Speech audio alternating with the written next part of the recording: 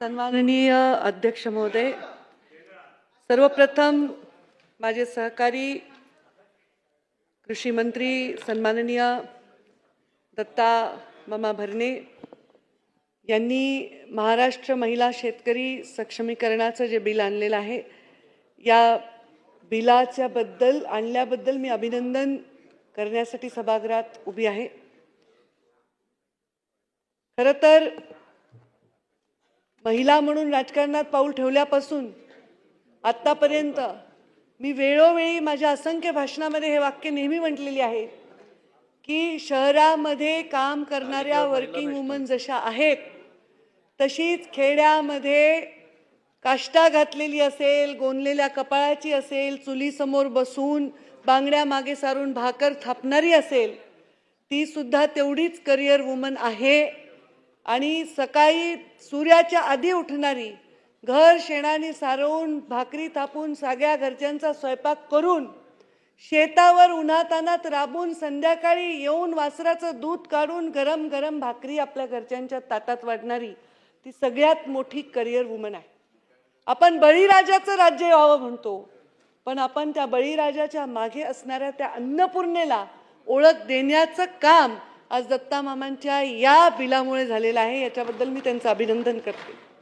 खरं तर ओळख या शब्दाची ओळखच स्त्री जातीची खूप कमी झालेली आहे। ती कधी तिचं पहिल्यापासून आपल्याला ते काळ होता जेव्हा कौंतेय राधेय गांधारी पुत्र म्हणलं जायचं, पण आता असं नाही म्हणलं जात।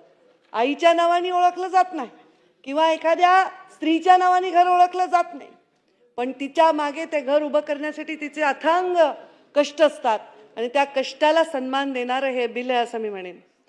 सन्माननीय उपमुख्यमंत्री सुनेत्रा पवार यांनी इतकं सुंदर भाषण केलं आणि छान अशा संवेदनशील ओळीमध्ये त्यांनी त्यांची भावना मांडली। ही भावना मांडत असताना सन्माननीय आमचे सदस्य आदित्य ठाकरे यांनी पण मांडले आणि मला एक गोष्ट मला आवडली आणि मी आणि आदिती तटकरेंनी एकमेकांकडे बघून नॉड पण केलं, म्हणजे आम्ही मान हलवली, कारण आम्ही आजच्या युगातल्या स्त्रिया आहोत। माझ्यापेक्षा थोडी लहान आहे आदित्य, बरीच लहान असेल, पण या स्त्रीला सारखं तू माझी लेक आहे बाई, तू माझी बहीण आहे बाई, तू माझी अमुक आहे, मामा आहे, मी तुझा काका आहे, मी तुझं संरक्षण करीन, ही भाव नकोय। तुम्हाला स्त्री म्हणून सन्मान हवा आहे। हे वाक्य मला अत्यंत आवडलं।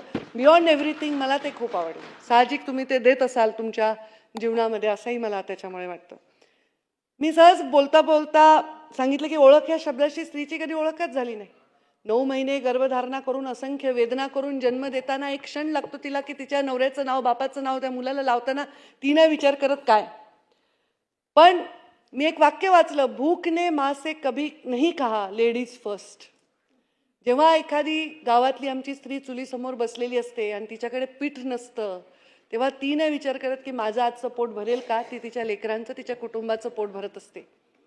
लाडकी बहीण ही योजना त्या स्त्रीला सन्मान देणारी आहे, पण ही आमची जी आज योजना आहे त्या स्त्रीचा आत्मविश्वास प्रचंड पटीने वाढवणारी आहे। याच्याबद्दल मी अभिनंदन करते।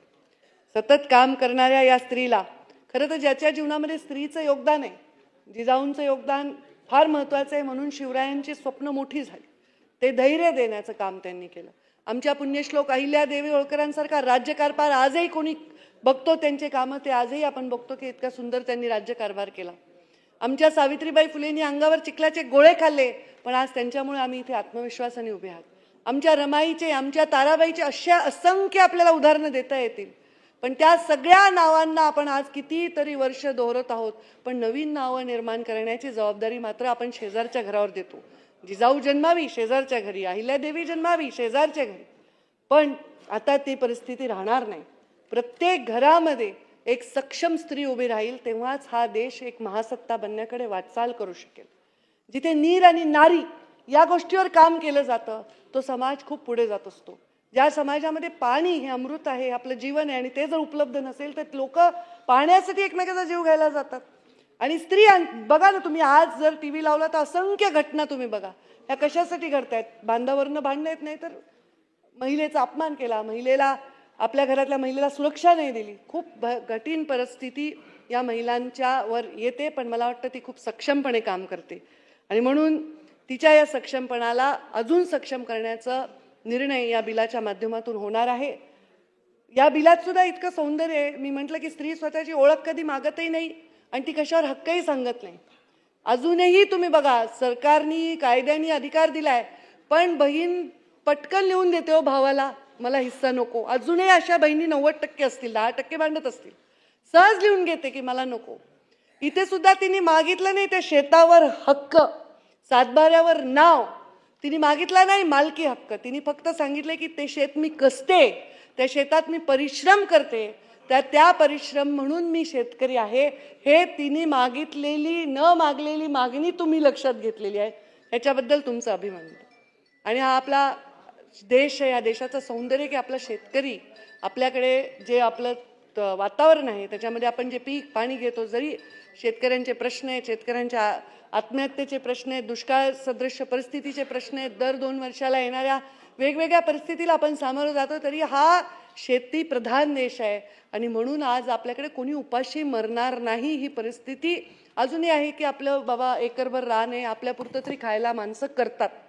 तर त्यामुळे या शेतकऱ्याच्या हाताला, कष्टाला साथ देणाऱ्या, त्याच्या सावलीसारख्या वावरणाऱ्या, म्हणजे आमची आई, आमच्या मुंडे साहेबांची आमची आजी, आम्ही माय म्हणायचो, त्यांनी कधीच मी बघितलं नाही त्या चुलीपुढे बसलेल्या. त्या आमचे आजोबा वारल्यानंतर त्या नेहमी शेतावर जायच्या. सगळी शेती वाडी, चौदगं पोरं लहान लहान त्यांनी एकट्याने वाढवली. ही क्षमता आहे.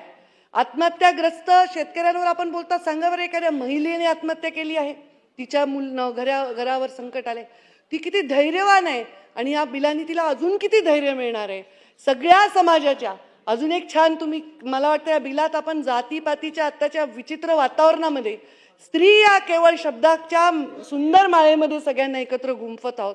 आणि ती स्त्री जेव्हा या गोष्टीवर म्हणजे सक्षम होऊन अजून पुढे येईल, तेव्हा मला वाटतं या समाजात आपल्या स्वार्थी पद्धतीने उभ्या केलेल्या भिंतीसुद्धा जातीपातीच्या जुगारून ती तिच्या एक ओळख निर्माण करेल. मी त्यांना खूप खूप शुभेच्छा देते.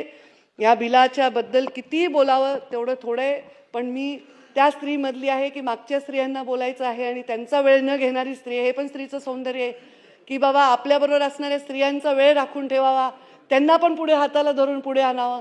तर मी फार वेळ घेणार नाही, पण आमच्या दत्ता मामांना अभिनंदन करण्याचा मोह मला आवरला नाही. आणि म्हणून एकच जाता जाता मी म्हणेन, खूप सुंदर माझ्या वाचनामध्ये आलेल्या ओळी सभागृहासमोर ठेवेन.